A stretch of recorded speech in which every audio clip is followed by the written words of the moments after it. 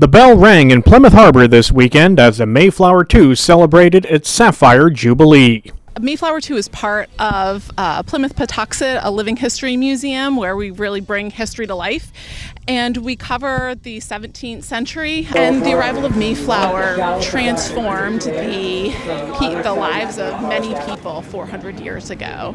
The indigenous people who are living here, as well as the passengers who traveled on Mayflower. Many people feel a connection to Mayflower and the story of transformation that it represents. Over the last 30, 35 years, I've been doing genealogy research, and in the past 5 years, with the help of Ancestry.com, which is a great tool, been able to trace the lineage back to John and Priscilla Alden. And I had that confirmed in the past, last November.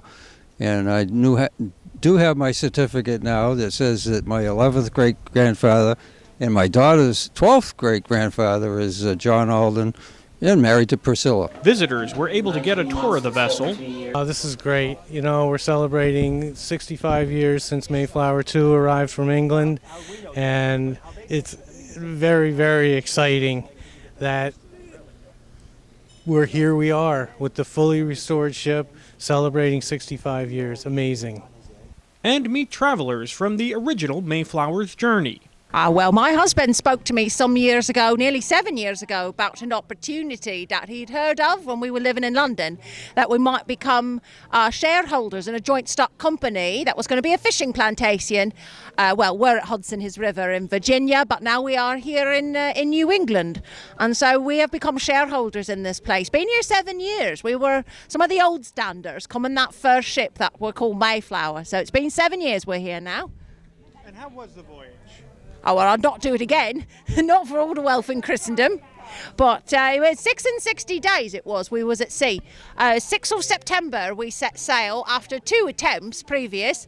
There was a second ship that were to come with us called the Speedwell, and God saw fit that it would not speed well at all, for it leaked overmuch and were abandoned, and so that delayed our crossing.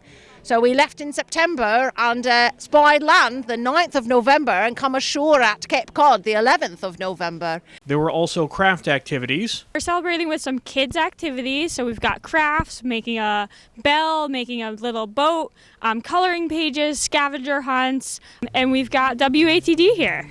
And a specially made Faberge egg. The egg itself is hand-blown Bristol blue crystal. It takes about 8 to 10 of those till they get a perfect one. They then tempt the gods and then hand engrave stars in the top of the egg, which are to depict the navigation for the pilgrims coming here. And then they also engraved fluting on the base. So even in that process, they lose a few eggs. Once they get one that's perfect, they then start to build the rest of the egg. As in all Faberge eggs, there is a surprise inside.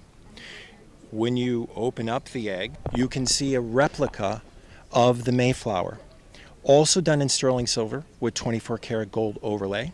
The key things on the replica is in addition to the sterling silver ocean, which shows the wake, you'll also notice that the ship is going from right to left, which is exactly the way the Mayflower would have come from England to here. The evening seaside soiree featured memorabilia. These items were preserved and collected by the museum. Some of the families who were involved with the creation of Mayflower 2 donated them to the museum as time went on. But some things, luckily, like the life rings, were grabbed, I think, very early on in the process and made sure that they were saved and preserved. It looks like it could go right back on the ship. And a Hollywood star. It's quite an education. It's amazing. I'm a carpenter, and to hear the work, the special work they put in to keep this ship going, and it's pretty amazing. Well, the Sapphire Jubilee coming to a close here at the Mayflower 2 at Plymouth Harbor. To learn more about the Mayflower 2 and other attractions at the Plymouth Patuxent Museums, go to their website, plymouth.org.